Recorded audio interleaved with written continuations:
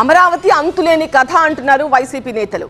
కొత్తగా తెరపైకొచ్చిన మావిగన్ కథ ఏంటని అడుగుతున్నారు కూటమి నేతలు. అమరావతి పేరుతో టీడీపీ ప్రభుత్వం అడ్డగోలుగా ఖర్చు పెడుతోందని వైసీపీ విమర్శిస్తే, అమరావతి అంటే ఇష్టం లేకే వైసీపీ రోజుకో కుట్ర చేస్తోందని మంత్రి నారాయణ కౌంటర్ ఇచ్చారు.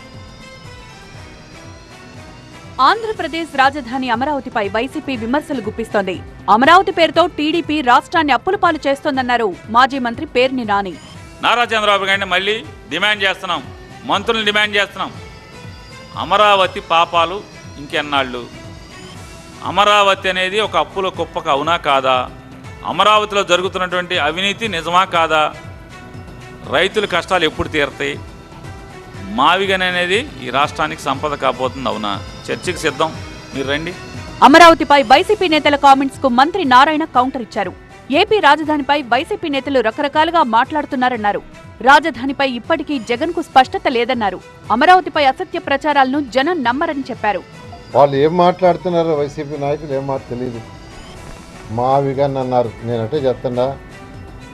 అంతకుముందేమో 3 రాజధానులు అన్నారు. జగన్మోహన్ రెడ్డి గారే స్వయాన చెయ్యెత్తాడు. ఏమని? అమరావతి రాజధాని మేము ఒప్పుకుంటున్నాం, 30,000 ఎకరాలు కావాలా, అమరావతి రాజధాని. తర్వాత మళ్ళీ మాట మార్చేసి ప్రభుత్వం రాగానే 3 ముక్కల ఆట 3 రాజధానులు అన్నారు. ఈ మధ్యలో మళ్ళీ మావిగన్ అంటే ఇప్పుడు మావిగన్ తీసుకొచ్చి మచిలీపట్నం అని తీసుకొస్తే అంటే 3 వదిలేసినట్టేనా? అంటే రాయలసీమను వదిలేశారు, అంటే ఉత్తరాంధ్రాన్ని వదిలేశారు, ఆ కోసం దక్షిణాంధ్ర దానికి ఇంకా రోజుకొక మాట ఇస్తే నాయకుడు ఎలా అవుతారండి?